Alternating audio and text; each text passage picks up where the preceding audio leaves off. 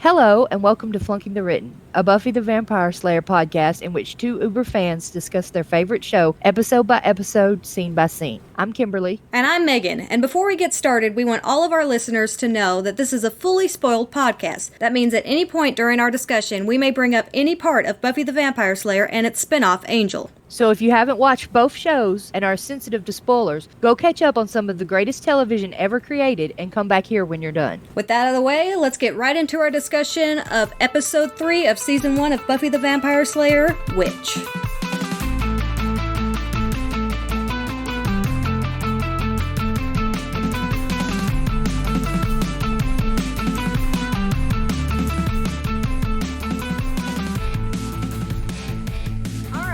Let's begin our discussion of Witch, which is the first important part of the conversation is the fact that it's not the witch, it's just Witch.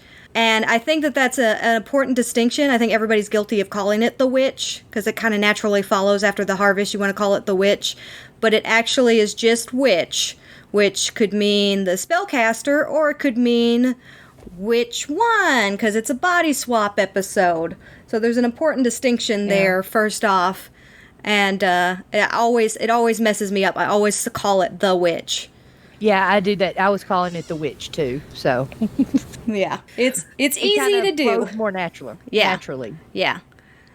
Witch is written by Dana Reston and directed by Stephen Craig. And something fun that I wanted to do, because I'm fortunate enough to have this series on DVD, and I thought it would be fun to read the little blurb that the DVD provides for what this episode is about. So it says, in an effort to inject some normalcy into her life, Buffy tries out for the cheerleading squad, only to discover the competition wants her dead. Whoa. Yeah.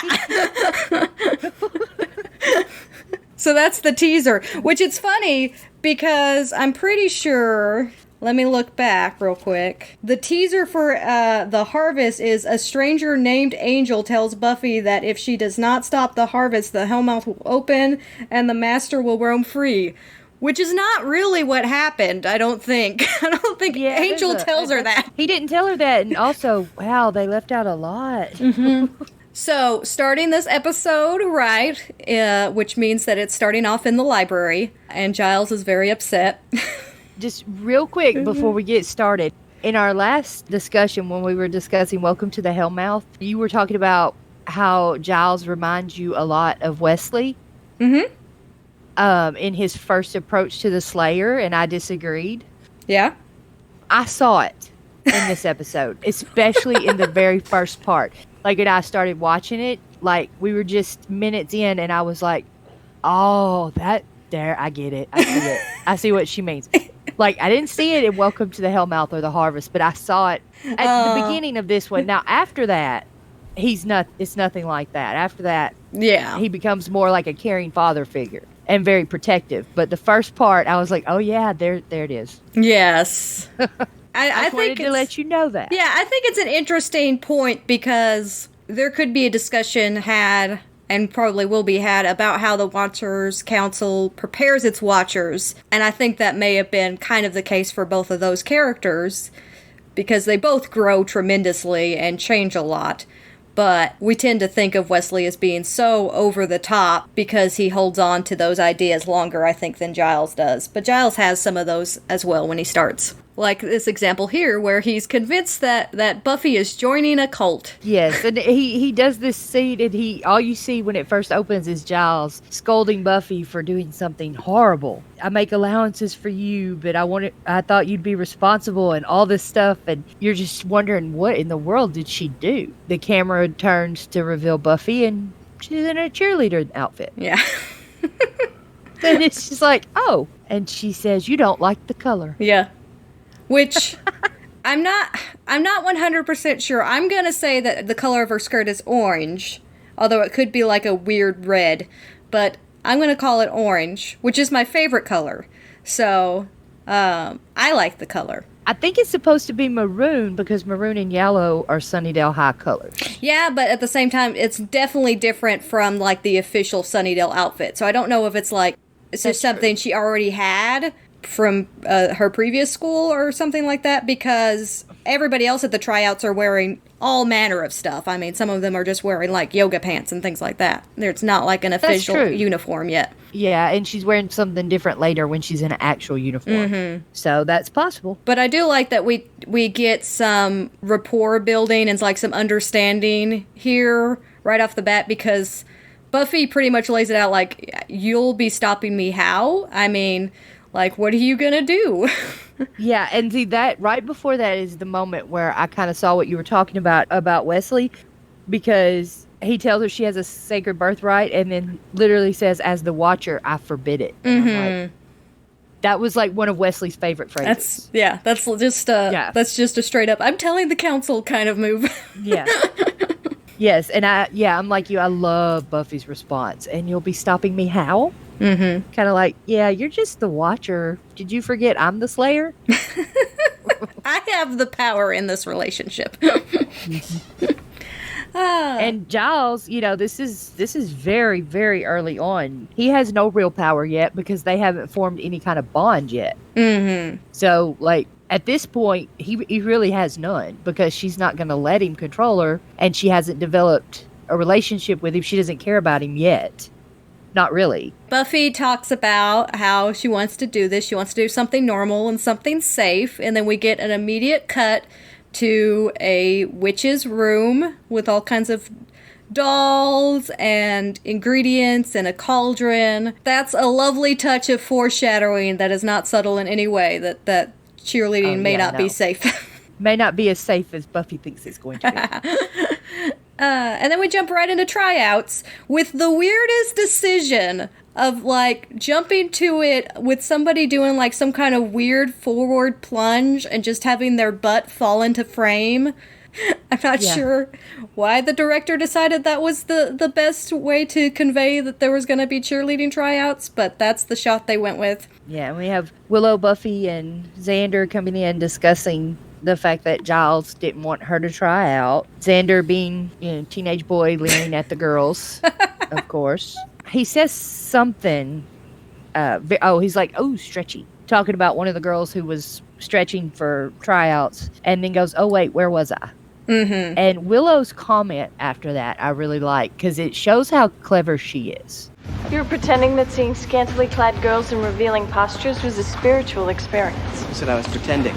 So when they first come in, Buffy's talking about the fact that they haven't seen a vampire in over a week, which I think is interesting because we get to a point in the series where she is literally patrolling and slaying every night. And so it's kind of interesting to think about the history of the show and the way that vampires seem to become more prevalent here. And it's that same, I think the Batman story is very big on this, is the idea that as your defenses get stronger, the people that are fighting against you figure out ways to counterbalance it. So I almost wonder if, because Buffy stayed in Sunnydale for as long as she did, if the vampire population increases because vampires are turning so many more vampires, like constantly siring, just trying to keep up. That's a really good point. And it happens really fast too, because it's not so much in the first season, but by the second season, she's patrolling every night. Mm-hmm. So it's pretty quick that they put that in where this is something she has to do every day. Yeah, so it's a weird thing where you have this episode here, and she's just like, I haven't seen a vampire in, like, over a week, and you're just like, how? That seems very weird for Sunnydale, because you think later seasons, there's always vampires. Yeah. There's, like, vampire clubs, there's just vampires everywhere. I think maybe in this episode, because it's the third episode, they're trying to show that there are other things in Sunnydale besides vampires. Yes. Like, for example, witches. Yeah. Which was a very, like, specific choice. They wanted a variety of stuff. They didn't just want vampires, so they wanted to, right out the gate, do things that were different. And we see that throughout the entire first season. Yeah, they do some really different stuff. Different bad guys. There is a song here, so in my effort to keep track of all of the songs in Buffy, Twilight Zone by 2 Unlimited is played during this, which is just a bop. If you're feeling particularly nostalgic for the 90s, just go listen to some 2 Unlimited. You won't regret it. And then something to note, I don't know how I caught this, but on the whiteboard, the cheerleader tryout whiteboard that they have with all of the information, it says 1996, which is funny because this aired in 97. Yes, because this show started in, I think, like May of 97? March, I think. This shows March. the original air date as March 17 of 97. Yeah. So clearly they had it all filmed the year before and just didn't calculate for how long it would be before it hit air. So Xander gives Buffy the bracelet, the lovely Yours Always bracelet. Yeah, a little good luck for tryouts. And Buffy gets so much jewelry. oh yeah, we're only 3 episodes in and she's already got 2 pieces of jewelry. And that theme kind of continues. Correct me if I'm wrong, but this is the first time that we really start to see Willow's reaction to Xander's crush on Buffy. Yes, and I like the way it's done. What's this? What's that? Oh, how sweet. Yours always. It came that way, really. They all said that. Can we talk about... I don't think it's as bad later on in the episode, but this first scene really makes Sunnydale seem like it is one of the highest ranked schools in the country when it comes to cheerleading. I mean, cheerleading's a huge deal. Yeah, when they talk about the coaching and stuff. Yeah. Is that what you mean? Like personal coaches, they talk about this Amber girl, like she's turning down being a Laker girl and all this stupid stuff, which I think is probably just rumors, but the fact that this school has a prestigious enough cheer program that those rumors could even occur, I mean, it's just... Well, and when you actually watch the cheerleaders, they're not really doing things that... Yeah. You would think that later on in the episode cheer team would do. They're just normal cheerleaders later on in the episode, yes. But here it's just like, holy crap. I found it really interesting that in this scene, Cordelia is also trying out for the squad. Now, Cordelia is like, we could probably say the most popular girl in school. Mm-hmm. You know, she's one of the leaders and stuff. I've always kind of wondered is why was she not already on the cheerleading squad? Because like there's a squad that exists. Mm-hmm. With members and stuff. They're just trying out for a couple of places. So why is she not already on it? Yeah, and I don't know if it's like I'm going to be honest, I was homeschooled. I have no idea how high school works. But I don't know if like she had to be a certain grade before she could, like if this is like a senior team or something like that. Well, these would be sophomores. Yeah. So yeah, I guess that could. And that's what I could mean make by sense. senior team is like they have to be in the upper levels of high school before they could join. And it may be that it may be like it's a junior and senior squad, but they didn't have enough to fill it, and so they opened it up to sophomores. Who knows? There could be a number of reasons. Maybe. Most schools like this, though, and I went to a tiny school. There were like 6 people in my graduating class. That's how tiny my school was. So we didn't have a cheerleading squad. We barely had a basketball team and no more other sports teams. So I don't know a whole lot about it either, but from what I know from like watching TV and movies and stuff, I would think that if you were, one of the most popular, best cheerleaders on the freshman squad, you would kind of automatically get that spot. Onto the senior squad. Yeah. But we've got Cordelia trying out anyway. Yeah. It doesn't really make sense, but it's something that you can just accept for being silly first season, not making sense. Because like she ups in the ranks really fast too. Once Cordelia's in there, it doesn't take long before she's top dog. So they start tryouts, and while the first girl is trying out, Willow spots a friend and calls her over, and her name's Amy, and they start talking about cheerleading, and Amy kind of says, oh, how I hate this to Buffy. Mm-hmm. And Buffy smiles and they talk, and Amy says about the girl that's trying out that she trained with Benson. He's the best coach money can buy. Mm-hmm. And Buffy, you can tell she's new at this because she's like, they have cheerleading coaches? Like, she didn't know that was a thing. That's the thing that makes me like try to figure out where does the cheerleading program land as far as like national levels. Like where does Sunnydale High land? Because Buffy presumably came from a much bigger school and was the cheerleader at that school. So we are supposed to think that it's this major cheerleading squad, and that's what they're going for. Yeah. And then Amy informs Buffy, and I think this is important, because she informs Buffy that I train with my mom 3 hours in the morning and 3 hours at night. Mm-hmm. And you're like, whoa. Yeah. And Buffy kind of makes a joke about how that much time with my mom, I'd probably kill her. And Amy says, yeah, my mom's really great. And you can tell Buffy kind of just a little bit is thinking, why didn't my mom spend time with me like that, Mm-hmm. So I mentioned last week that this is one of my favorite episodes of season 1. And I think when it boils down to it, there's a lot of weirdness. Like this whole like cheerleading discussion we've had, and there's some other scenes in it. It's still like awkward season 1 for sure. But yes, I love the core idea that comes across in the themes of the mother-daughter relationships and the dynamics of living vicariously through your children and stuff like that. I think there's a lot of really interesting, crunchy bits to discuss in this episode.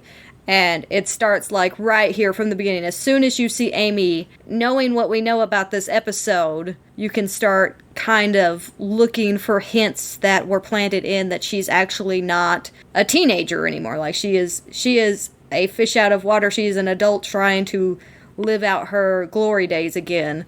Mm-hmm. And also talk about how great she is. Like, she's talking about herself anytime she talks about her mom. So she is talking up herself and how great she is. And it's really icky when you watch it through the second time and you see all of these things that are planted in there. Yeah, and all the things she says. This is our first incident of Cordy kind of naturally, like, coming to the Scoobies, because she willingly walks up and starts a conversation with Willow about Amber and who does that girl think she is, which I always thought was kind of funny because she is in a room full of cheerleaders. You know she has friends there, and she approached Willow and talked to Willow about it. I didn't know. I mean, I noticed that obviously because that's what happens, but I didn't think about it that way.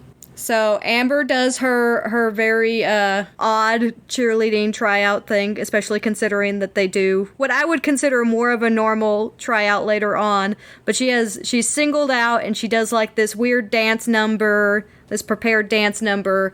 And Willow has the great line of "that girl's on fire," and Cordy spawns with "enough with the hyperbole."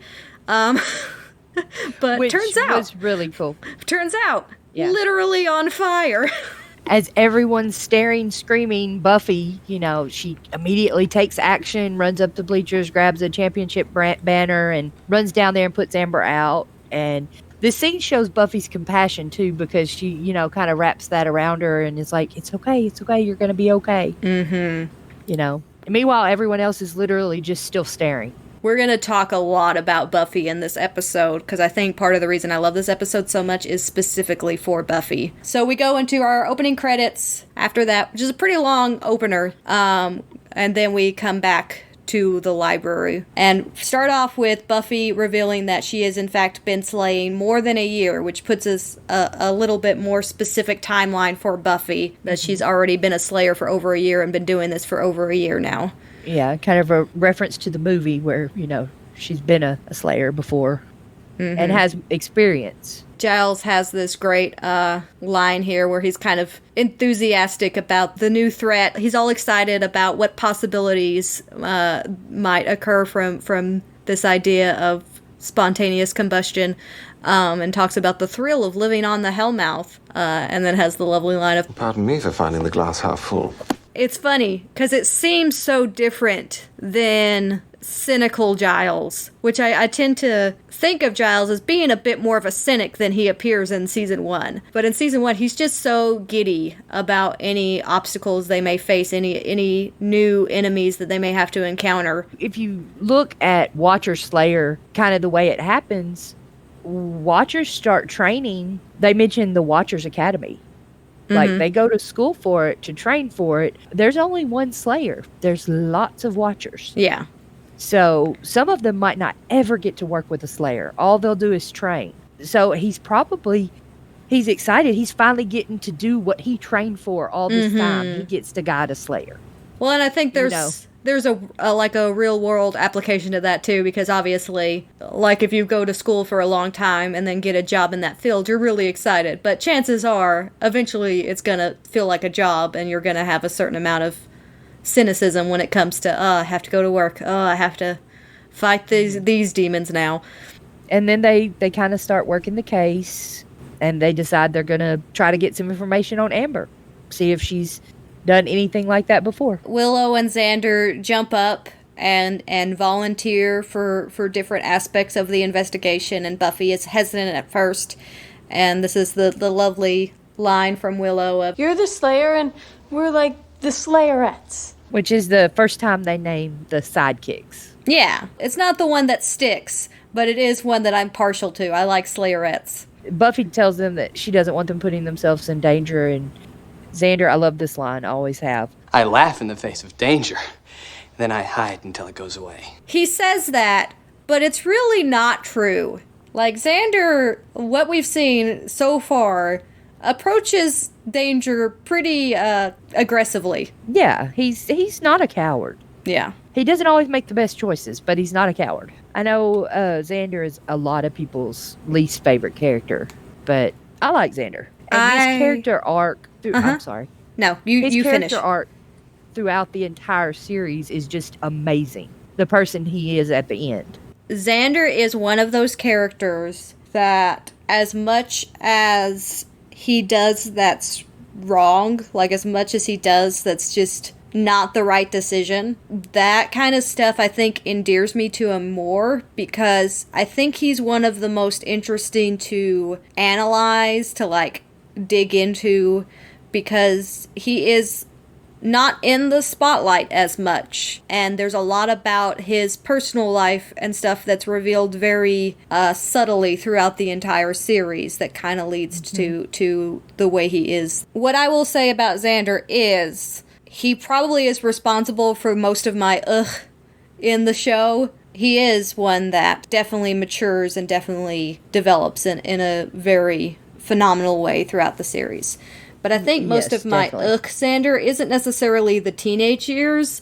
It's more the relationship with Anya. The relationship with Anya is where you're going to hear most of my Xander. So we'll get to that. There are some pretty big goof ups in that. Yeah. But Anya has some too. So. Yeah.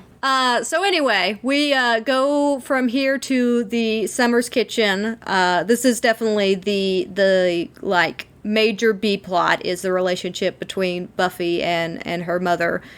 We see so much of that here. Oh yeah, we're in the Summer's Kitchen here, and the set, while I could see it becoming the set it eventually becomes, it also like feels weird to me.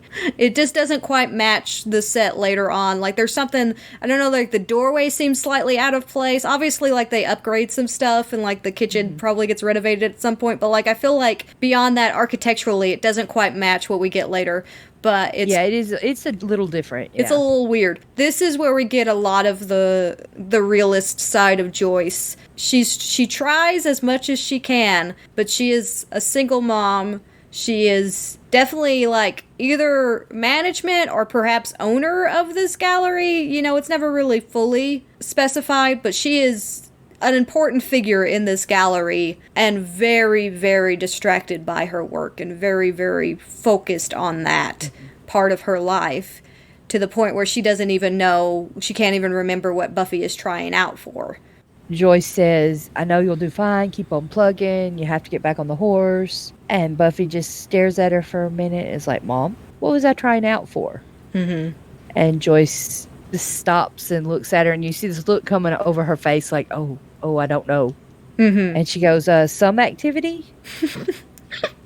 And it's just like, Mom just really doesn't know what's going on. But I think, again, we show a level of maturity and understanding from Buffy as well here, where she's just like, that's okay, right? Like, she kind of gets it, even though, like, it upsets her. She also kind of understands that her mom has a lot on her plate. And then this part here, I love this part because it throws these little tiny pieces in all the time where when you watch through, you're like, how did Joyce not know something was going on with her daughter? Mm-hmm. Because Joyce, who this entire conversation has been trying to open a crate with a crowbar, finally gives up, and she's like, you know, it might not physically kill you to help me. And she starts looking at some other stuff, and while she does that, Buffy goes over there and one-handed just lifts the lid off the crate. Mm-hmm. And then they continue their conversation, and Joyce goes back over and doesn't even stop to consider how the lid got open that she's been messing with this whole time. Yeah. And who knows how long, because she was messing with it when Buffy walked in. And all of a sudden, it's just open. And, like, how do you not wonder how your 16-year-old daughter got this open? Mm-hmm. Joyce's obliviousness plays a lot in this episode, and I think it does well to set up why Buffy can get away with what she can get away with. Joyce almost has this weird expectation that it's all gonna go wrong again, like very just casually says, "Oh yeah, you're not in trouble yet." It's very quick that you can tell that she kind of says it without thinking about it. And she recovers well enough by like, well, you stopped cheerleading right before you got in trouble, so maybe cheerleading will help you stay out of trouble and all this. But it's one of those things where Joyce really doesn't expect Buffy to ever be the way she was before she got in trouble. She kind of just expects her to get in trouble again. She's already experienced that a little bit already because she's already gotten phone calls from the principal. I think she's constantly preparing herself for having to deal with the fallout of Buffy getting in trouble again. Because Buffy didn't get into, like, a little bit of trouble. She got into a whole lot of trouble, and I think Joyce is constantly prepared and dealing with the nervousness of trying to make this business successful while knowing that she could very well have to uproot her life again if something happens with Buffy. Yes, because Buffy tends to not get in I skipped school trouble. Yeah. More I, like, destroyed the school. Yeah. Trouble. And then here again, before the conversation ends, we see that Buffy, she brings up Amy. You know, there's this girl, Amy, and, she trains with her mom like 3 hours a day. Uh-huh. Sounds like her mom's pretty into it. Sounds like her mom doesn't have a lot to do. And Joyce doesn't realize Buffy's kind of like, hey, spend some time with me. And walks out of the kitchen. Yep. And Buffy just watches her go. The next scene, we're back into cheer tryouts. A much more normal tryout session, I think, where they have like just like a group display of basic cheering and being able to do a cartwheel, like, you know, just very basic stuff. Much more what I would call a normal looking tryout session. Amy flubs up and knocks Cordelia down, and Charisma Carpenter has this great like moment of just, You saw that, right? That wasn't me. You saw that, right? Right? she's so that wasn't nervous. So, I mean, that scene really kind of just exists to set up this next scene, which is one of like the creepiest scenes when you have an understanding that this is in fact Catherine in Amy's body, but you have Amy sitting here, like standing at this trophy case looking at all of this stuff, and it's all Catherine looking back at her glory days, right? That's what she's doing here. She's purposefully talking big about herself and also hating on her ex-husband while talking to Buffy, like setting up this entire like just delusional reality and explaining to Buffy like this is the family life, right? This is how our world works, and it's completely opposite of what it actually is. But I think the line here that is like just the creepiest like line is, And I can't get my body to move like hers. This conversation is kind of where I first realized something was weird. Yeah. About Amy, like that it might be her. Something wasn't right when she talks about how her dad is a loser and didn't have money and took off with Miss Trailer Trash and all that. And it's like, you are way obsessed with your mom repeating everything she said, or something. It's not right here, you know? Well, and I will say, I wish I knew. I don't really remember what my reaction the first time that I watched this episode, but I will say, like, seeing other people watch this episode for the first time, the twist that it's actually Catherine in Amy's body is something that always goes over well. Like, people always are just like, oh, that's what's going on here. Like, I think you watch it afterwards and you're like, oh, it's so obvious. But I think on first viewing, most people would never guess, oh, that's what's happening. I didn't. Yeah. I did not guess. But it's been so long for me, like, I don't remember what my reaction when I first watched it was. I will say that the Mommy Dearest is Mommy Dearest line is one of my favorites. Because yes, it is. It's very good. It again, it just so spells out what's going on. It's a really interesting way of doing a body swap. That's been going on for months, and you don't know either of these characters. You're being introduced to both of these characters in the wrong body. And usually when you think body swap, it's the kooky, oh, you've known these characters forever, and it's a chance for these actors to play each other's characters, and it's kind of fun and silly. But to have the introduction to Amy, who's actually a fairly significant Buffy character. I mean, she's not in very many episodes, but she's in almost every season of the show. Yeah, she's got a plot arc in most seasons. Yeah, she's there throughout the entire run of Buffy. And to have the fact that her introduction is actually her mom in her body and she's stuck at home watching TV in her mother's body, it kind of sets up a certain amount of understanding. As much as I can understand why Xander is the way he is because of his home life, how messed up is Amy? Like, how messed up is Amy? Right. Yeah. Well, we see some of the messed up parts of Amy. Yeah, later. Amy's all like pretty much every part of Amy's storyline is some level of her dealing with the fact that her relationship with magic is not healthy, and so obviously that comes from her mother. But the fact that you have to understand that this has been going on for months. I mean, this body swap happened months prior, and you know, the mother took time to, like, lose weight, get in shape, do all of this stuff to try to retrain herself how to cheer so she could relive her glory days.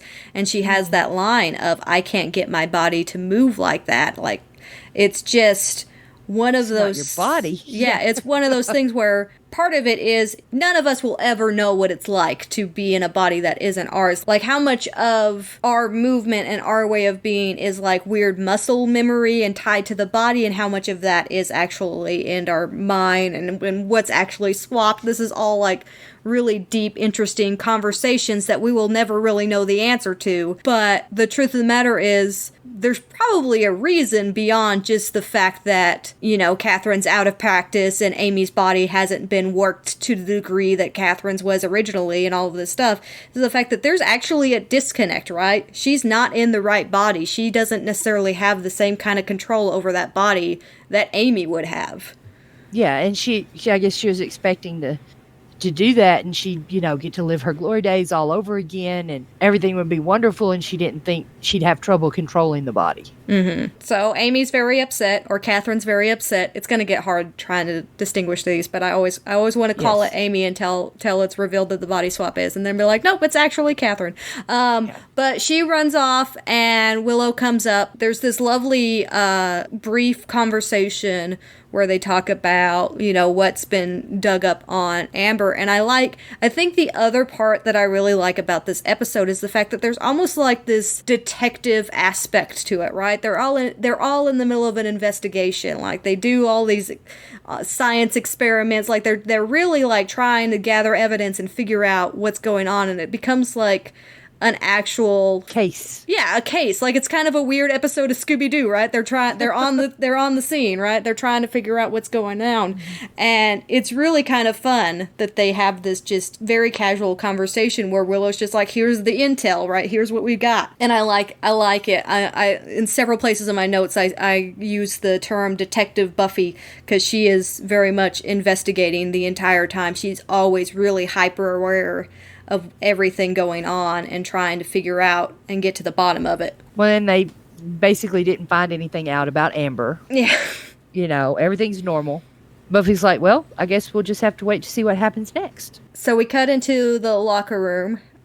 Locker rooms are always the best place to be in Sunnydale High. You have Amy, and this is a weird framing choice. Because right now, obviously, it's early enough that we don't know what Cordelia's capable of. Like, Cordelia could be the witch, right? So there's this weird framing choice to kind of make Cordelia super threatening and intimidating and all of this.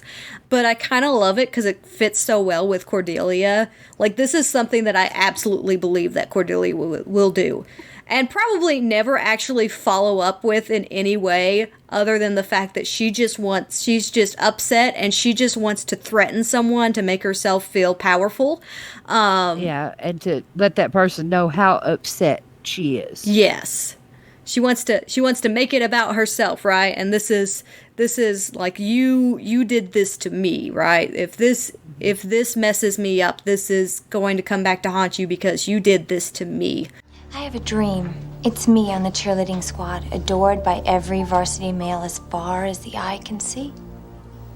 We have to achieve our dreams, Amy. Otherwise, we wither and die. Look, I'm sorry about... Shh. If your supreme klutziness out there today takes me out of the running, you're gonna be so very beyond sorry. Have a nice day. Again, Charisma Carpenter. I will just praise her abilities over and over again through this run. But her delivery of this, it's so to the brink of being over the top, but it isn't quite too much. Like, she just pushes it just far enough to make it kind of creepy enough and sincere enough to where viewers could be like, well, maybe it's Cordy. Maybe Cordy's the one that's doing all of this. Because you have that little bit at the beginning where she's complaining about Amber. She doesn't like Amber. And then you have this, like, really... So it could be framed to where, oh, she's the bad guy. But it doesn't feel like it's lying to the audience. It doesn't feel like it's really trying to make the audience think that Cordelia is this person just for the fake out. Because it fits Cordelia. It fits Cordelia, yeah. Cordelia would totally do that. Yeah. Well, and then when she's through threatening Amy and she leaves the locker room, the camera pans out to Amy's face. Mm-hmm. And you look at the look on Amy's face, and then you're like, oh, well, now I think it's Amy again. So this scene, like, kind of, it's really well written where you think it could be either one of them. Mm-hmm. So... Next scene, we have Willow and Xander out in the schoolyard, and Xander is just nonstop talking about Buffy. And Willow's being very supportive, considering we know how Willow feels about Xander. She is really understanding of this situation. And, you know, you kind of are under the impression that as much as it would hurt Willow, if something were to happen between Xander and Buffy, Willow would be okay. She would figure out a way to adjust, but it would hurt her so much. But Xander has this great line calling Willow a guy, and Willow is very offended by that. That's why you're so cool. You're like a guy. You're my guy friend that knows about girl stuff. Oh, great. I'm a guy. Which is basically just like friend zone. Yes. And I like, that's Willow's reality, and understanding that that's been Willow's reality for a long time. Like, this is not a spur of the moment. Oh, I kind of like have a crush on him. This is a torch she has been carrying. Xander is just so comfortably talking to her about Buffy, and it shows just how oblivious he is, even though you know he's not, because we see within the show that he understands that Willow has feelings for him, but it's like there's this weird disconnect in his brain where he doesn't understand how intense those feelings are, I guess. Maybe he just thinks, oh, it's just a little crush, or like maybe it's just, but I don't think he really understands how much Willow cares about him. Yeah, Willow really, really wants to be in a relationship with him. And then the next scene is they're putting up the list of who made the cheerleading squad. They're all standing, you know, kind of outside this big crowd all around it and can't see it. So Xander's like, I'm going in. Mm-hmm. And runs up there to see. Lordy mercy, the people that they hired to be like the crowd actors so gave their all. Like, there are girls there like breaking down, like so emotional, like just crying and running off. Like, they're like, I didn't make the team. Like, they're so invested in this like 5-second clip of them just being so upset about not being a cheerleader. There's a lot of emotions in that tiny crowd of girls. And then we see Cordelia come out and tell Amy, you're lucky. Mm-hmm. And Amy's like, I made it. And Cordelia says, I made it. Like, all threatening again. Like, you're lucky I made it. And then Xander, oh, clever boy Xander comes out and not understanding cheerleading at all, which I don't blame him because I probably would have made the same mistake. Says that Buffy and Amy made the team and then said that they're first and third alternates. Amy just runs away, like out of there immediately. Willow explains Xander's mishap there. For I am Xander, king of Cretans. May all lesser Cretans bow before me. Once they run off, like, Buffy catches up with Amy, and again you have that line, "This would never happen to my mother." And it's this weird, like, again, when you're watching it and you know that this is in fact her mother, she is blaming the body. Like, she is blaming Amy, even though it's her. Like, she's the one that's doing all of this, but it is still somehow Amy's fault. And then the next scene, we're back to the, like, witch's lair. So this is the biggest clue for an observant watcher, is she grabs this doll and then she wraps this headband around the face while saying Cordelia. And that is the headband that Cordelia is holding while she's threatening Amy in the locker room and throws in her locker as she's walking out. The one that only Amy saw her put in there. Mm-hmm. But I will admit, the first time I watched this, I did not get that. Yeah. Like, I didn't notice. I was just like, oh, she's wrapping something around the doll, you know. Well, and I think that's another... Every time I watch this episode, I notice something new. There's that many details in there. There's a lot of really carefully crafted shots to foreshadow things and reference back to things that were earlier in the episode. But yeah, the fact that she threw that in there and then slams the locker, but the locker doesn't shut. Like, everybody notices that. Everybody comments on that, and they think it's a mistake. Like, it's just, oh, that was their best take, but the locker didn't quite shut. But the locker wasn't meant to shut because Amy has to be able to get in there to get the headband. So we're back in the Summers kitchen, and Joyce comes in with the yearbook. And a couple of interesting things revealed about Joyce, because obviously she raised a very popular girl, and you kind of get this stereotyped notion that popular girls are daughters of popular girls. But Joyce wasn't popular in school, right? She talks about how the fact that being on the yearbook staff made her seem more popular than she was. But she was photo editor of the yearbook, and Buffy mentions how the yearbook staff are nerds and picked on. Mm-hmm. Some of the best times I had in school were working on the yearbook. Oh, this just in. I'm not you. I'm into my own thing. Your own thing, whatever it is, got you kicked out of school, and we had to move here to find a decent school that would take you.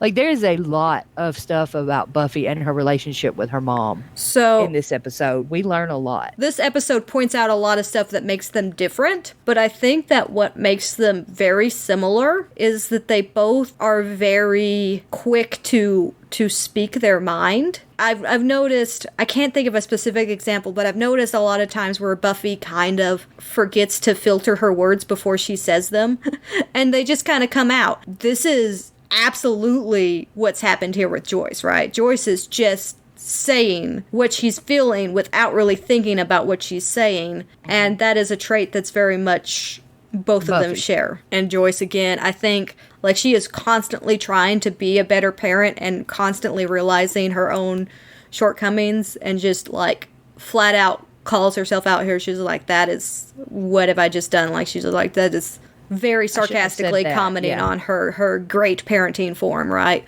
So here we have a hall scene between Xander and Willow again, another let's talk about Buffy scene. But there's a couple of things that I like here that are a bit of, like, just subtle, like, foreshadowing things that, again, you know, at this point aren't actually foreshadowing things, but it's just fun to note them.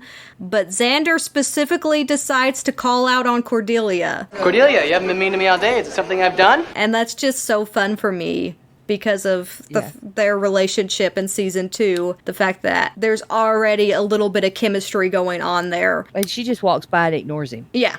She's in her fog. But there's also just the fact that randomly, when Willow's trying to over-explain Xander's issue with Buffy not noticing him by talking about her pen, he mentions that, okay, I get your point. You don't have to drive it into my head like a railroad spike. Which is just such a, like, it's such a weird thing to reference, but it's just really funny that is what was chosen, and then later on we get Spike, who literally tortured victims with railroad spikes.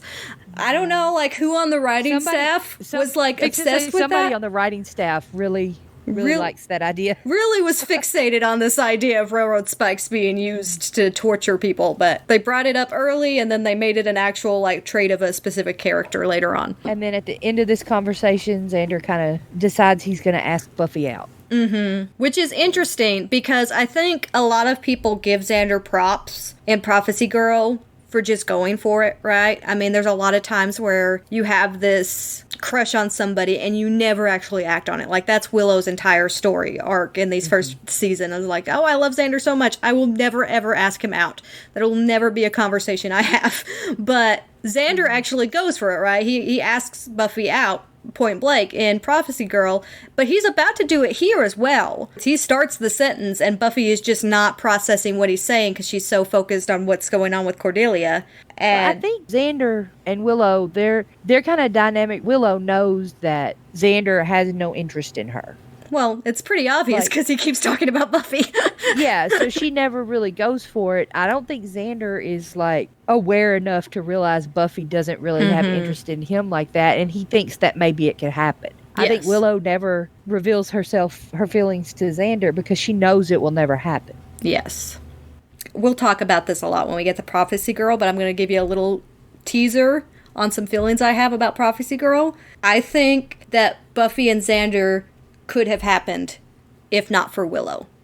I think more than anything, at that point in her life, the thing that holds her back from Xander is Willow. I think as soon as she knows that Willow likes Xander, he's off the table for her, and she never thinks about him that way. Huh. We'll get into that in Prophecy Girl, because that's what I really want to talk about that.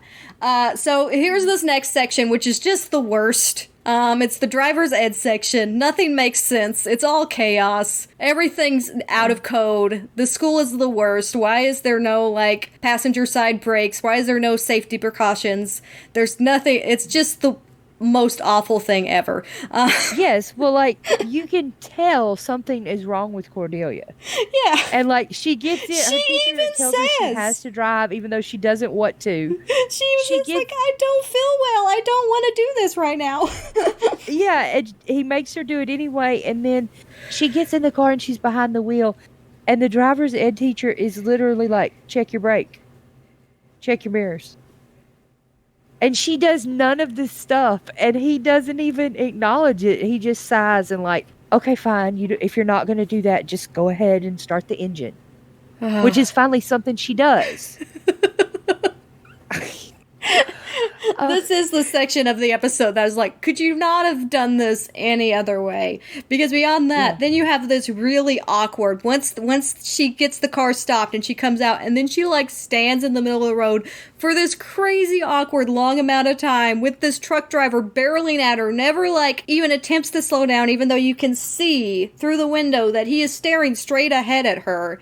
Like, everything is just a weird... Like, I think it would have worked had the direction been a little bit different. Like, I think that they could have made that scene work. Like, he was, not paying attention to the road at the time, or it wasn't drawn out as long, or she kind of was wandering and walked right in front of the truck, and the truck didn't see her because she wasn't just standing in the middle of the road. But the choice of that is just so weird. Well, like, and when the car comes to a stop and the driver's ed teacher and the students get out, they all take off running. Mm-hmm. Like, the teacher just runs away from his student, and you're like, I mean, he's literally like the worst teacher ever. Oh, it's so bad. It's so bad. Buffy saves the day. She grabs Cordy and has this really great are you okay? Like, she's like really checking on Cordelia, and then looks up at her face and then reacts to the fact that Cordelia is gone blind. Can we talk about how Buffy flies through the air, tackles Cordelia out of being crushed by a truck, and then it is never mentioned again? Like, you would think it would be on the local news. Sophomore girl saves classmate. No, that goes into that category of guys shoved in lockers. We don't acknowledge those things. But, like, Cordelia never even acknowledges it. Like, thanks, Buffy, for saving my life. Willow and Xander never talk about it. There's not, like, an announcement at school that, like, Buffy saved someone's life. Like, any other place, this would be a thing. Like, the mayor would give her an award or something. You know, and literally she saved somebody's life and nothing happened. What I want... Like, I don't even know if she tells her mom. The thing that I want so badly that we never got is an episode of Buffy that's entirely just from the perspective of the local reporters. Like, how do you choose what to report? How do you choose what to report when you live in Sunnydale? Like, you know, a couple days before they had a girl at the school, like, spontaneously combust. Now they have a girl, like, suddenly blind, almost hit by a truck driver. Like, I mean... Or, like, you know what? What would be really interesting? A perspective of the staff at the local hospital. Because presumably Cordelia gets taken to the ER or home or whatever, where her parents then take her to the ER because she is now blind. Mm-hmm. And then, you know, later, in like a day, she's perfectly fine again? You would think that the doctors are like trying to do tests and blood work and stuff to try to find out what happened here. Like, what is this? Is this something that's coming that's going to make everyone sick, make everyone blind? So here's the thing that saves all of that for me, is the fact that in season 5, we do get that a little bit through Ben. And Ben talks to another nurse or a doctor at some point about, like, some weird scenario going on. And he just says, well, they told me Sunnydale would be interesting. And, like, that's just all you need context-wise is, like, everybody understands that Sunnydale is weird. And when something is so consistently weird, it becomes the normal. Those hospital staff, they're just used to it as like, oh, well, somebody's just randomly, like, blind. Somebody's randomly on fire. We'll just treat it, and if it goes away, and we won't question it. I wonder if they ever talked to the hospitals and, the hospital staff in Cleveland. So, quick cut to the library, and Giles is all excited because it's witchcraft. It's obviously, because blinding is a classic of witchcraft. And we have this great moment, absolutely brilliant moment, where they're talking about, well, who would want to hurt Cordelia? Like, why would somebody want to hurt Cordelia? And Willow's just like... Maybe because they met her? Did I say that? It's just like, again, the no filter thing, right? Willow's also part of that club. But then we have Detective Buffy again, right? This is, in my notes, Detective Buffy is deducing, like, these are both cheerleaders. That's the common denominator, Amy. Mm-hmm. Amy is the one. Because they decided someone who likes cheerleading way too much. Mm-hmm. You know, Buffy's like, she's desperate to get on the team. She'd do anything to make her mom's dream come true. And Giles is a little bit, like, uncertain about it at first. And Buffy has this great line of, I think you're underestimating the amount of pressure a parent can lay on you. They're not a picture-perfect carbon copy. They tend to wig. It obviously reveals way more about Buffy's current feelings with her mother. Yes, it does. Which has already, like, been hinted at again and again and again through this, but this is to the point. This is how Buffy is feeling right now. She has had such a weird disconnect with her mother this entire episode, which is funny, like, I mean, because she clearly doesn't think that Amy has a good relationship with her mother. There's never a point that she's just like, oh, that's healthy, right? But at the same time, she kind of wants that fantasy relationship, right? Even though she knows that isn't healthy, she wants the fantasy version of Amy and her mother. The rest of this scene is just kind of a little funny conversation that doesn't have to do much to do with the plot, but I love it because it's so funny. Okay, all right, so you're in high school, you are desperate to make the team and please your mom, so you turn to witchcraft. What's the first thing you're gonna do? Check out the books on witchcraft. No, that would be the last thing you would do. You don't want to leave a paper trail. Forget that. It'll just take a minute. We don't have a minute. Cheerleaders are in danger. Buffy's in danger. You were the first alternate. You are on the team now that Cordelia's out. You could be next. We gotta get you to a safe house. Xander. Yeah. Witches. Historic roots to modern practice. Checked out by Alexander Harris. The Pagan Rites, checked out by... All right. It's not what you think. You like to look at the semi-nude engravings? Oh, well, I guess it is what you think. So that always struck me as funny. So my favorite part about that is not what's on the screen, but what is behind the scenes there, because you know, Giles is the one that checks those books out to Xander. So he's already had this conversation with Xander. And Giles is very quick to, like, move on past this. He's like, are y'all done? Can we, like, here's the test. Go do this Oh, there's actually this might be interesting to some people, but in the original script, Giles has a comment in between that about finding a test for Amy where he says, "Oh, yes, I found one, the ducking stool. We throw her in the pond. If she floats, she's a witch. If she drowns, she's innocent." And they all just kind of stare at him, and he's like, "Well, maybe some of my books are a bit outdated." But they cut that scene for some reason.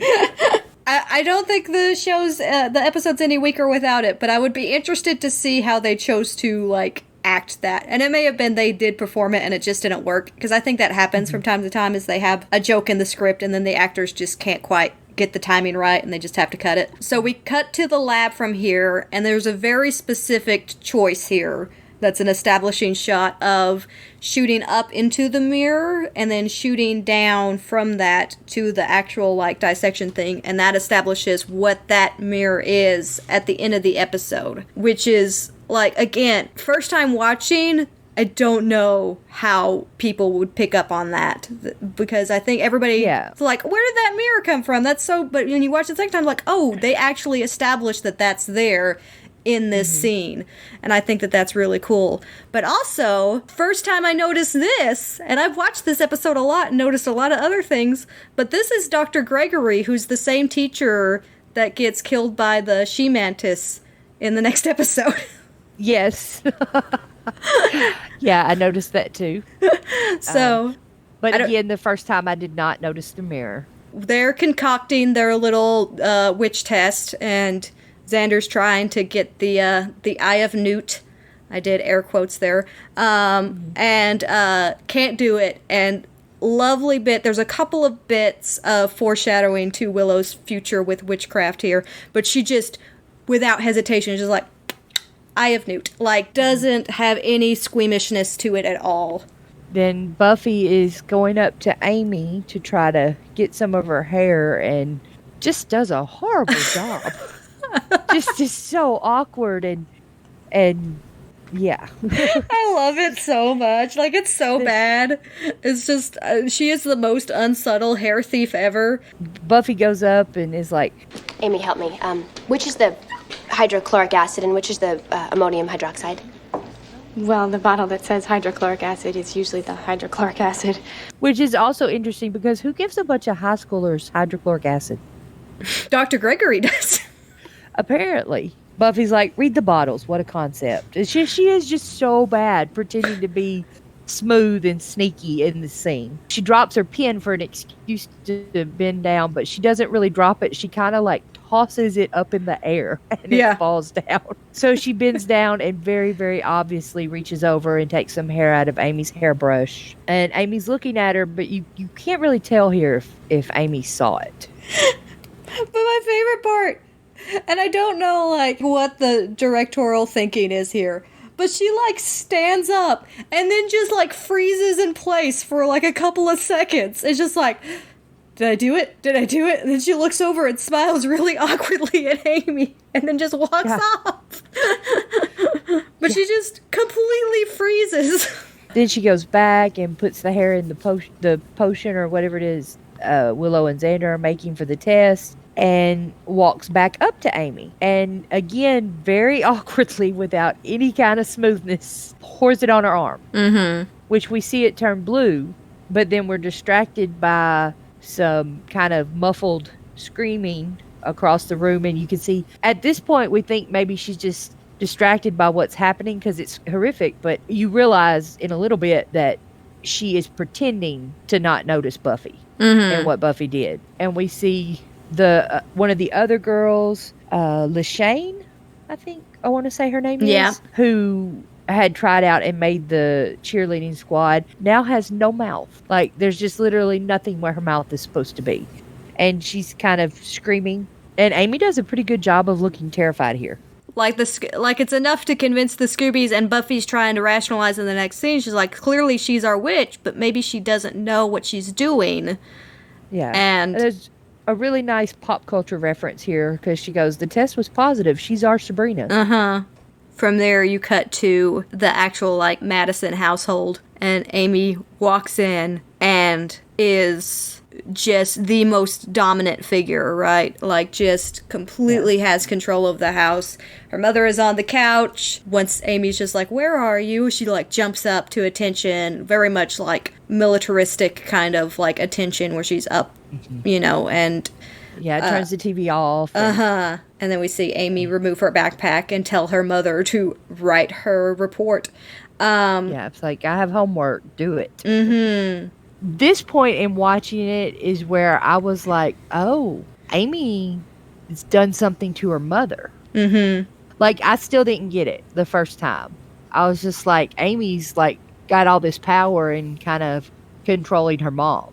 Yeah. Which I'm sure that's what most people thought. Yeah, and it's really done well. The actress who plays the mother is so good at playing a scared teen.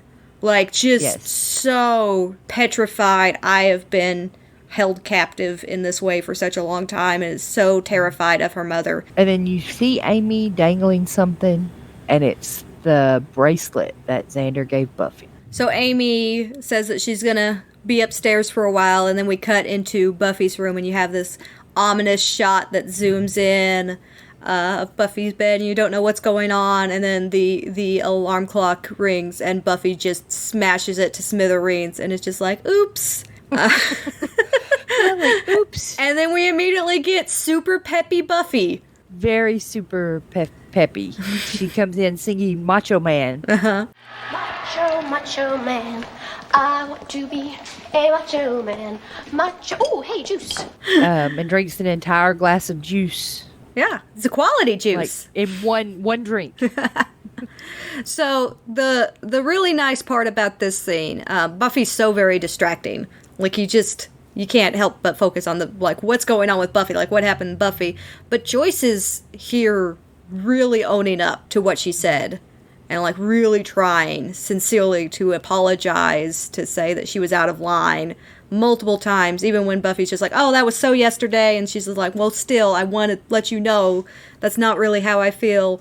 You have so much going on between Buffy and Joyce, and such a complicated relationship where it's like Buffy's obviously got her own thing going on that makes her life complicated, but Joyce is such a weird push and pull and is learning constantly, and this is what makes me feel like Joyce is really a good mother and she's trying really hard, is because I've met so many adults who, no matter how much they're in the wrong, they will never admit to someone younger that they're in the wrong. They will never admit that, no, this was my bad. I was the one who misbehaved in this circumstance. Especially their kids. Yeah, because the kids are always in the wrong, right? That's this idea, like, you can't admit to your children that you did something wrong, and Joyce is here owning up to her mistake, and I really love that. There's a moment here where you realize, like, you know that Buffy is acting oddly. She's not acting like herself. She's all peppy and singing, but then she makes this comment. Mom, you just don't get it. And believe me, you don't want it. You know, there are just some things about being a vampire slayer that the older generation... It's a long story. She says that, and you're like, you know, she said it. And you're like, okay, yeah, something's wrong with Buffy. It's just, it took away a lot of her inhibitions. Yeah. Kind of. She's just saying anything. So we cut to cheer practice. It's interesting in the cheer practice because, like, unlike Buffy's mom, her friends realize almost instantly that something is wrong. Mm-hmm. They've known her, a week at this point? Well, and to be fair, Buffy's kind of over the top in the kitchen, but she's really over the top when Willow and Xander enter in that gym. Yeah, it does seem to be getting worse. Here's a little subtle thing, like a wardrobe decision that was made, where you have this entire cheer squad, and they are matching down to the shoes, right? Every single one of them is wearing the same pair of shoes, and Buffy is wearing a different pair of shoes. And they even have like a shot specifically to show that, where all of them line up and it shows all of their feet, and Buffy has the different shoes. Now, there's a practical reason to that, to always show like which one's Buffy, right? But also, I think that there's like a symbolic way of showing that as much as she might try, she'll never really fit into that world again, right? There's always going to be something that just makes her not quite part of that as completely as she once was. Yeah, in a world that, used to be her everything. Mm-hmm. Yeah, Xander and Willow come in, and Buffy's just so giddy, and they're like, something's wrong. Maybe we should pull her out of there. And Buffy, while dancing like she's never danced before, cannot deal with the amount of energy she has, goes to do some kind of like flip trick with the other cheerleader and throws her across the room. Yeah, they're kind of like launching each other into cartwheels, and Buffy does it so hard. Well, the girl just goes flying into the wall. But recovers really quickly. Like, we need to get a Slayer. Yeah, we need to get her on the Scooby team, because she's clearly got some skills to be able to recover from a throw like that, basically without any struggle at all. Yeah, and then at this point, the senior cheerleader kicks Buffy off this team, and her friends immediately try to help. It's not her fault. She's on medication. And they look at Amy, who is standing right there in her costume, ready to go, which is not suspicious at all. No, not at all. And the cheerleader's like, Amy, you just made cheerleader. And again, Buffy's like, No, you don't want her. She's a woman. A wise choice indeed. So from here, we go out into the hall, and Buffy's still very much over the top and just almost childlike at this point. She's just like, I just got kicked off the team, didn't I? Like, Willow's really concerned, like, we gotta figure this out, something's wrong. And Xander, in a really weird, and this is one of those Xander moments, right? Because obviously something's wrong with Buffy here. And she starts to, like, flatter him a little bit, and he's just like, wait, let her talk. And then she goes into how he's not like other guys at all. He's completely one of the girls. And Willow loves it. Xander does not love it. Willow's just like, yes. They get her to Giles. Willow is still wanting to get her to a hospital, and Giles is like, they can't help her.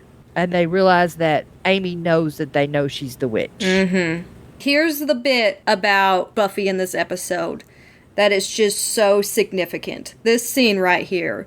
Buffy is incredibly weak, incredibly just on the brink of death, knows it. Like, Giles starts to say it, and Buffy finishes the sentence, right? She intends to kill me, right? She knows what's coming. And then she gives the line, It's not Amy's fault. She only became a witch to survive her mother. Which shows an incredible level of empathy that Buffy has, that here on her supposed possible deathbed, right? Like, she's feeling it. She has this weird ability to be like, something made her this way. She's not just evil. She's a human girl. Something made her this way. Yeah, throughout this entire series, Buffy always sees the shades of gray. Almost everybody is on a shade of gray. Mm-hmm. And she always sees it. Yeah. Humans, all humans have that. Later in the series, she sees it in a lot of supernatural creatures too. Mm-hmm. We'll get into that. But there's reasons I like that, and there's reasons I don't like that. The fact that the supernatural, the demons and vampires become more complex as the series goes on also kind of hurts the message of the series, of this idea of this separation of who Buffy has authority to take out and who she doesn't have authority to take out, and how the human world doesn't apply to her responsibilities. But then there's those same shades of gray in the demon world. It's really weird and complex, and I'm going to get into a lot of that as we go on. But right here, it's pretty black and white still, right? There's humans, and then there's demons, creatures, and monsters, yeah.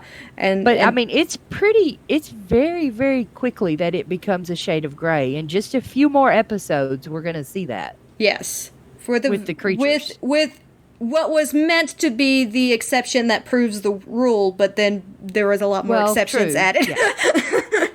Yeah, lots does get added later. But this is the problem with us discussing this show, having not discussed much of the series at all, because now we want to talk about, like, but what about this thing in like season 4? What about that? Why can't we talk about that yet?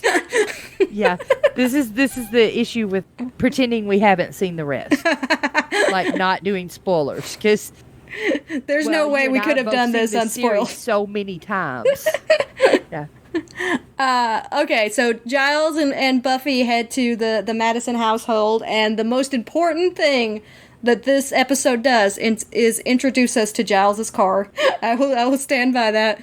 I don't care about anything else. Giles's car. I love Giles's car. Both, like, Giles has 2 cars, and both of them are, like, significant characters. But then, this is the terrific performance right here, right? The absolutely amazing performance. Robin Riker, who plays Amy trapped in Catherine's body, is absolutely stunning here. I love this so much. You've got to go. She's going to be home soon, and you... This girl is very sick. Now, you will shut up and you will listen to me. Your daughter has access to some very powerful magics, and somehow your obsession with cheerleading has made... I don't care about cheerleading. It's not my fault she's doing stuff. As her mother, you should assume some responsibility for her actions. Yeah, well, you know, these kids today... She's out of her mind. Ever since her dad left, I can't control her. You're afraid of her. From this part of the show until the end, I absolutely love how Giles is with Buffy. Yes. Because he is so protective and taking care of her, and kind of, it's the first time we kind of see the father figure in him come out. Yeah, that's what I was going to say. This is the first turning point for Giles to be more of an empathetic watcher and not just I am with the council and should give you orders and you should obey them. And it's all packaged in this episode. From the very beginning, you see that scene that you said, you know, kind of made you think of Wesley and how Wesley would react to something like that. And Giles was in that moment, but here he's completely different. Yeah, he's like, this is my Slayer, and I care about her, and I'm gonna take care of her, you know. And he gets very forceful with Amy and Catherine's body when they're she's really scared and like, you have to go, she's going to be home soon. You know, you can tell she's worried about getting in trouble. And at this point, we still think that she's the mom and like her daughter's just got so powerful, she's scared of her. And Giles is like, shut up and listen to me. Yeah. You know, you're going to fix this. You're the mom. And Buffy realizes. Buffy's staring at Catherine when Catherine says that she doesn't care about cheerleading, and sees the plate of brownies under the coffee table. Yeah. And there's 2 things here. This is the Buffy detective here. There's 2 things here that makes those brownies make this obviously Amy. One is the foreshadowing earlier on where Willow's just like, oh yeah, we used to eat brownies. But these are like the worst brownies. They're like the little Debbie snack brownies that have all been unwrapped and then arranged on a plate. And it's just something that only like a high schooler who has no taste buds other than I just need sugar and processed foods would think, this is a great plate of brownies here. It's just so gross to think about eating all those brownies. At this point, Buffy realizes, and she's like, are you Amy? She switched. She switched your bodies, didn't she? Good Lord. She wanted to relive her glory days. She said I was wasting my youth. So she took it. It's creepy. It's so good. I love creepy stuff. I think that's why I like this episode so much. I love creepy stuff, and I love just how dense this issue is, right? How long-standing this issue is. And I think we'll get into this again with a couple of other episodes of season 1. Like, the things about season 1 is that some of the issues that Buffy faces in season 1 are issues that have been going on for months, right? They're dealing with stuff that happened before Buffy got there. And is like long-standing issues that she's just now getting to because she's just now in town. But yeah, this has been going on for months. It's revealed like in the next scene where Amy's talking to Buffy. She's just like, I woke up and I was in her body, you know, and she says that was months ago. Yeah, can you imagine how bored Amy has been? Oh, the last couple of months, you know? And not only bored, but like constantly like on the brink of all of these incredibly stressful situations. Like, bored with a nonstop sense of dread. That has been Amy's existence. Which, honestly, considering that, she recovers really well. Mm-hmm. Yeah. And they make Catherine, well, Amy and Catherine's body, take them upstairs to the witch's room we've been seeing, and he sees the dolls, and then for the first time sees one set of dolls that's a woman and a girl that are lashed together with a vine, kind of. He decides he can reverse everything, but he needs her books, so they collect all the dolls and books and leave to go back to the school. You have the little clip of the kitty, which is just the worst offense ever, but it makes for a cool shot to have in the opening credits. I just had in my notes, kitty, with like 8 exclamation points, so I felt like it was worth mentioning. Well, I think the kitty was supposed to be like guarding the books. Yeah. But not really, like, all the cat does is jump out at him. It just meows. Like, I mean, that's all it does. Yeah. So the next scene is in the gym, and we can hear the students cheering as the kids are playing basketball.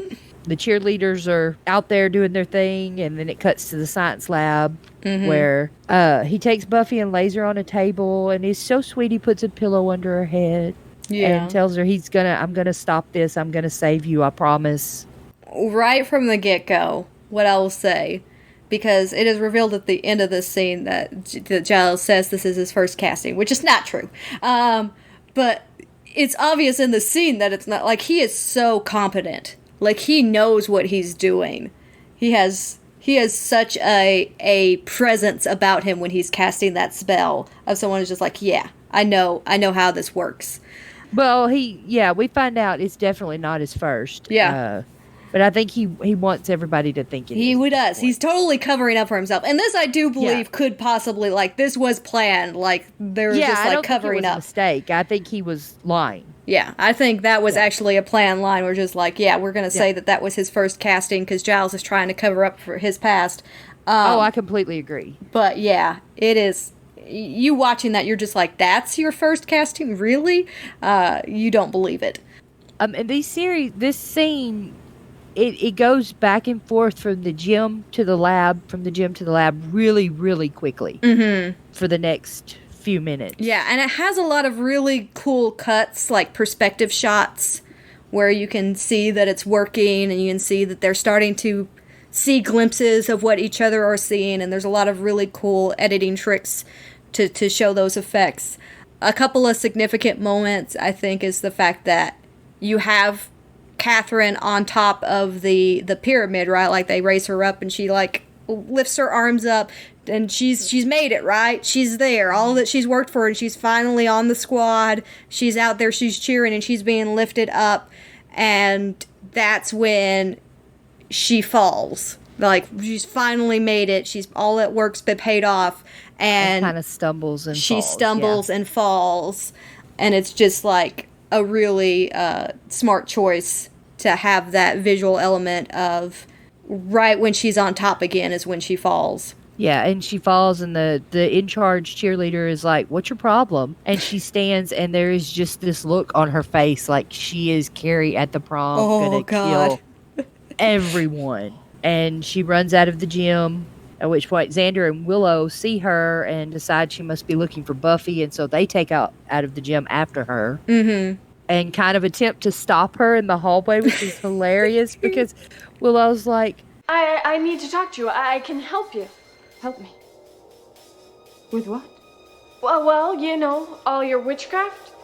I know this really good cauldron. Do you actually ride a broom? Amy is not even pretending to be nice here anymore. She is all kinds of creepy and murderous, and it's hilarious when Willow's just trying to stop her, and then she just kind of mutters a spell under her breath and knocks them both down and takes off. So what she actually does, and here's the thing that cracks me up so much about this, is that she turns around and almost like force chokes Xander, right? Like, she just like seizes him and he drops.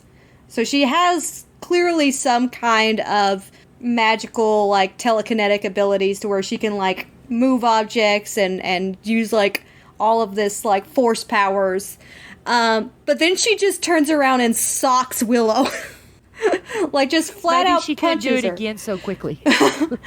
And then, on top of that, when she gets to the room, instead of breaking down the door with any kind of magic, which you see again when she's in her own body, her use again, like, all kinds of abilities to, like, push and manipulate stuff. She pushes a desk against Giles. I mean, there's all of this stuff.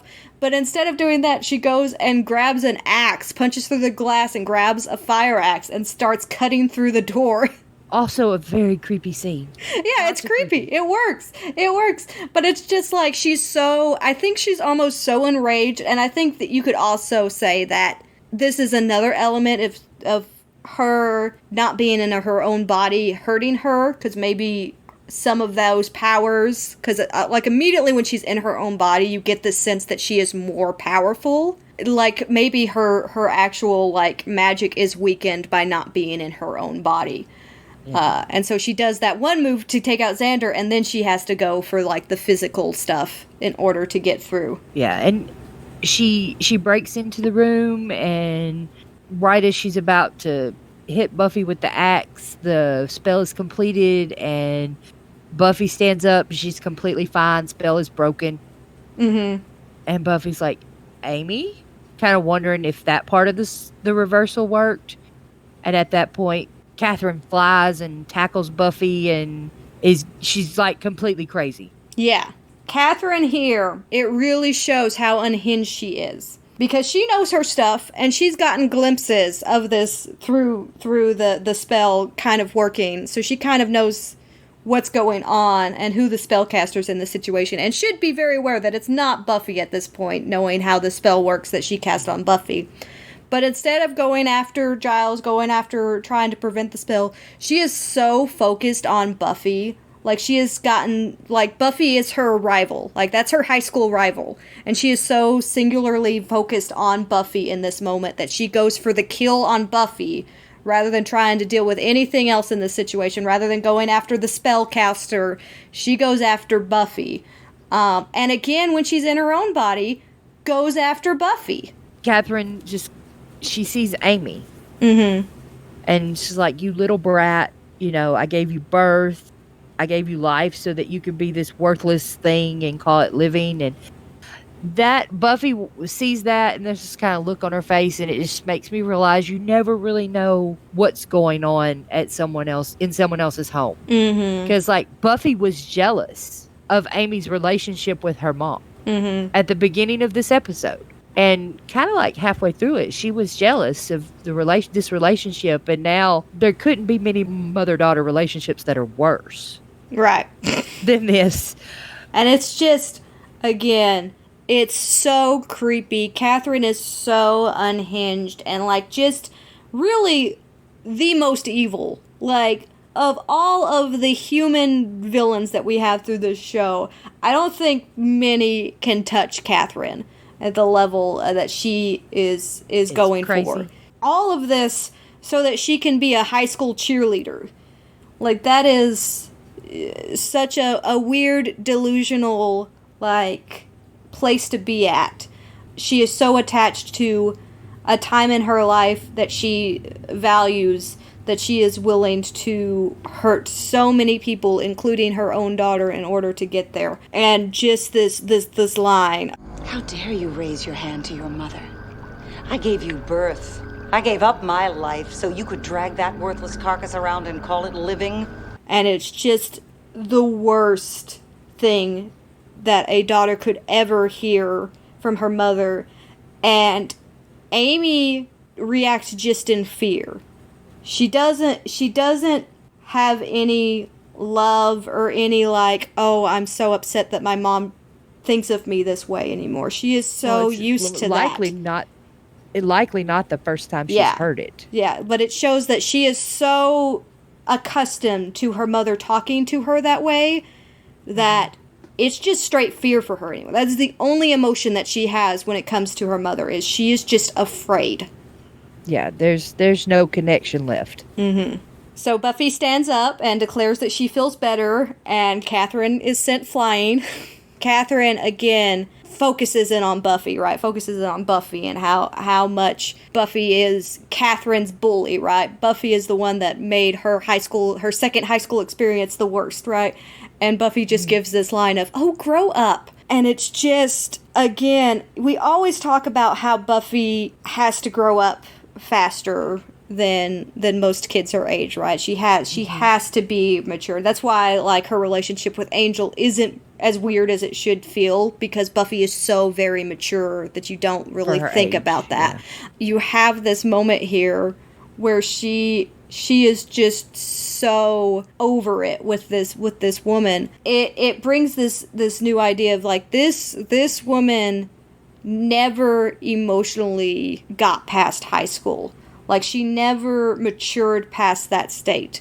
And so it's always these bitter rivalries and this hate, and everybody's out to get me because I'm the popular girl. And it's kind of an interesting thing when you think about Buffy's perspective in this, because Buffy has that past, right? And matured out of that almost instantly when she became the Slayer, right? Like, she got this wider perspective and got there very fast to be like, all of this petty high school stuff is not worth it. All of these weird hierarchy dynamics and, like, oh, the nerds are the nerds. Like, I mean, she still is aware of that, and she still feels that, and she still even discusses it from time to time. But you see in that first episode, Cordelia's treatment of Willow, like, Buffy understands how petty and stupid that is. Well, because there's things way more important. Mm-hmm.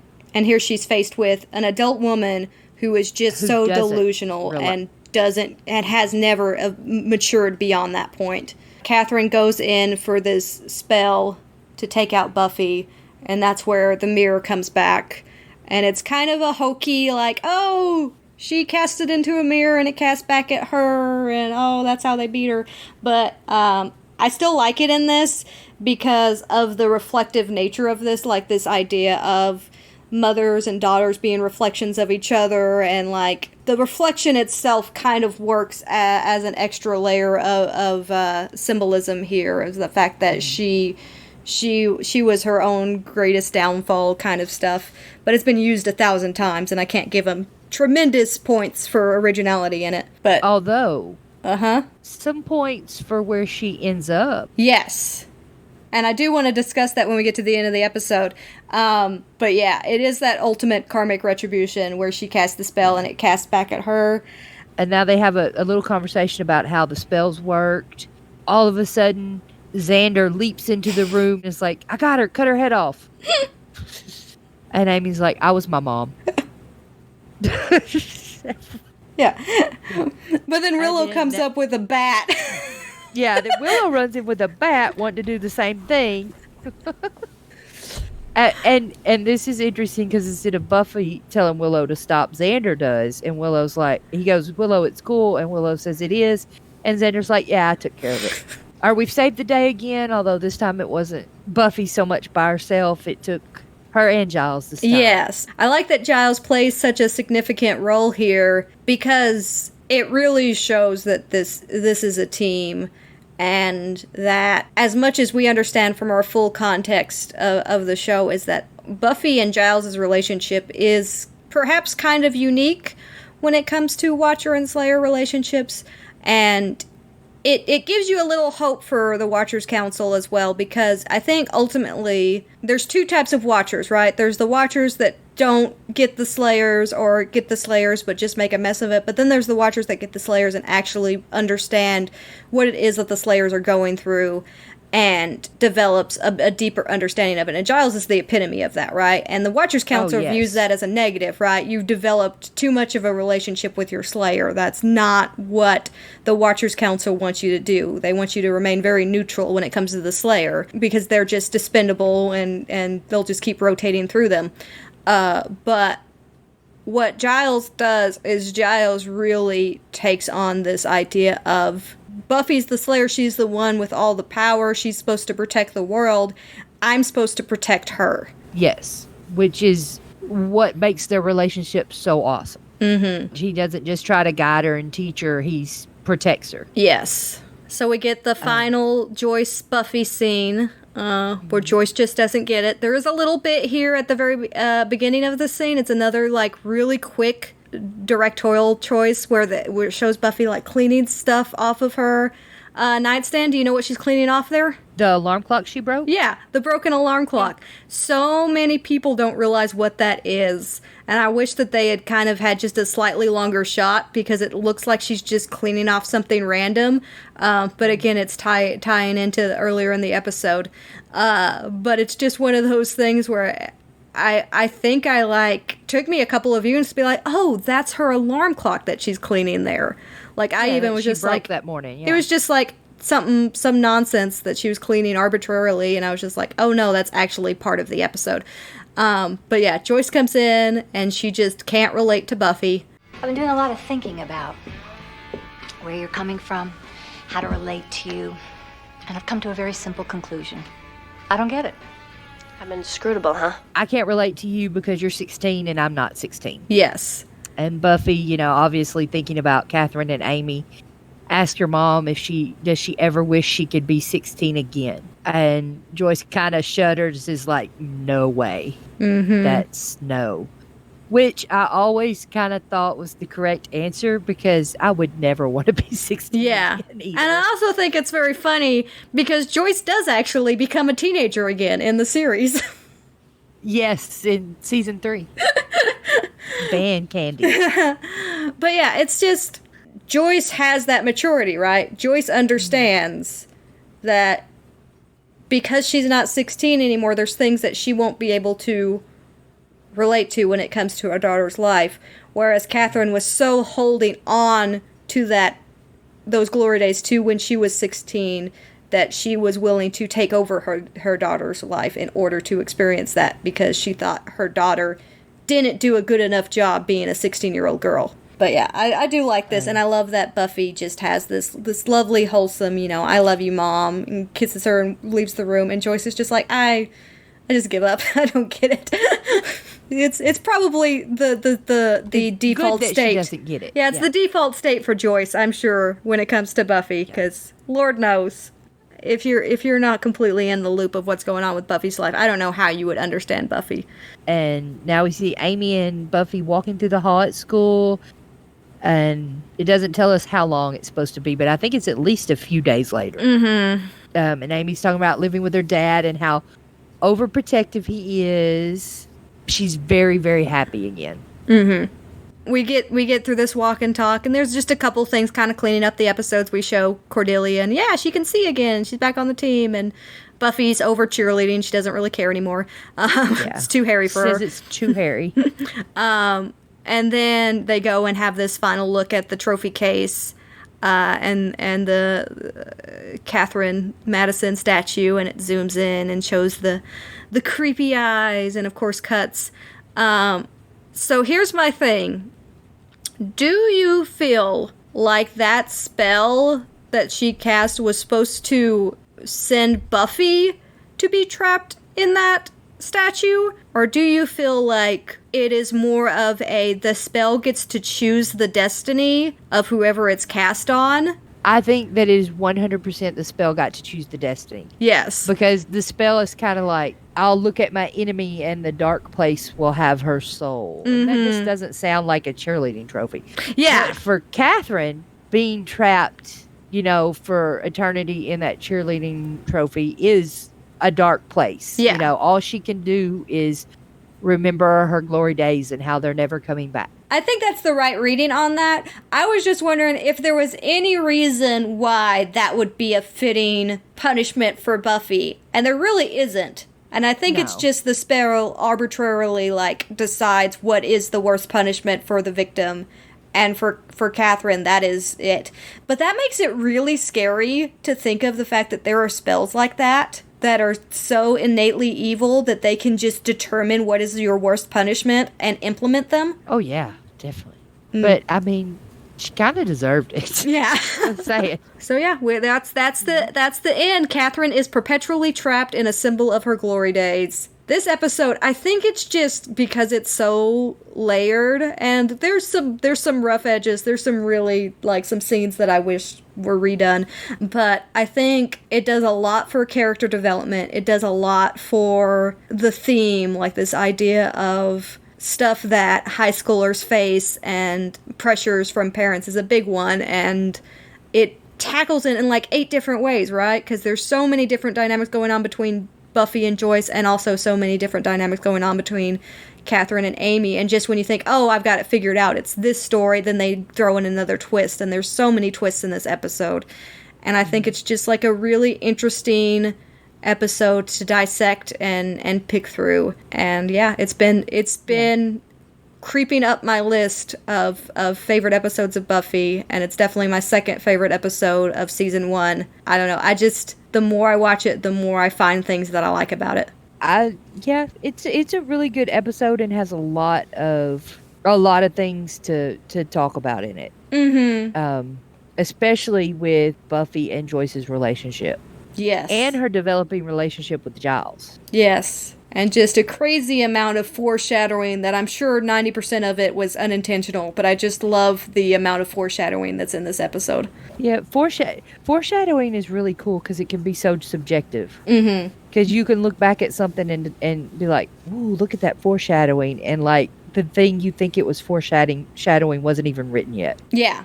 But there's so much of it in this episode. And the only one I'm convinced of is the Giles saying that was his first casting was in fact planned already. I agree with you there. I think that was actually a lie because there's lies about that later and not just we haven't written this part of Giles's personality yet. Yeah. Although Joyce saying she wouldn't want to be 16 again, I don't know if that was just coincidence. That's got to be coincidence. That's got to be coincidence. I feel like most of the things foreshadowing to Willow being a spellcaster in the future is probably coincidence too. But there is several things that point to that. The fact that she's so naturally good at putting together the potion to test if Amy's the witch and doesn't have any squeamishness to the dissection.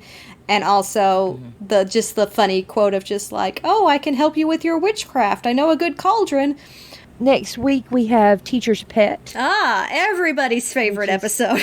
And one of the things that's just really, really interesting about Buffy season 1 is there's no cohesive plot line that ties them all together. Mm-hmm. Season 1 is the season that does the least as far as remembering the consequences of the previous episodes. I think we've already talked about that to death with Jessie. I mean, Jessie is a huge consequence that doesn't get mentioned again. Everything is so standalone, and there are so many like questionable things, like the backstory of Amy here. And Amy goes to some dark places in the series, right? I mean, she's definitely pretty dark in season 6 herself, but the backstory of Amy is handled with so little weight at the end of this episode, right? Like, Amy should be all kinds of messed up, and she's like on a therapist's couch. Yeah. And she's just fine. She's like, Dad and I are gonna make brownies this weekend. You know.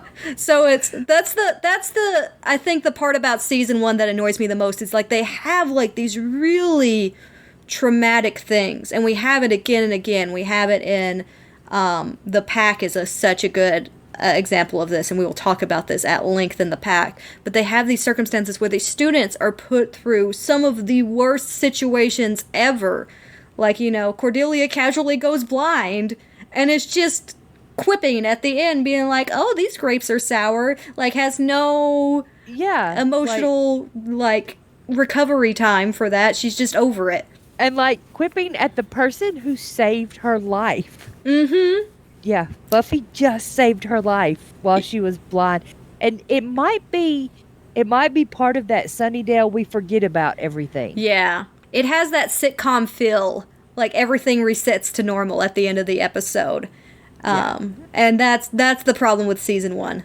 I agree completely. All right, so that concludes our discussion of Witch. We'll be back again next week with episode 4 of season 1, Teacher's Pet. We'll both say bye in 3, 2, 1. Ready? 3, 2, 1. Bye. Bye.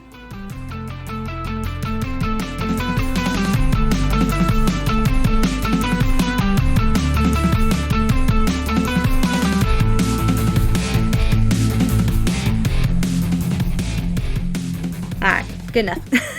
Okay, sounds good. All right. So much fun. All right. Not saying bye the whole thing. Yeah. Just going, bye. That's my favorite part.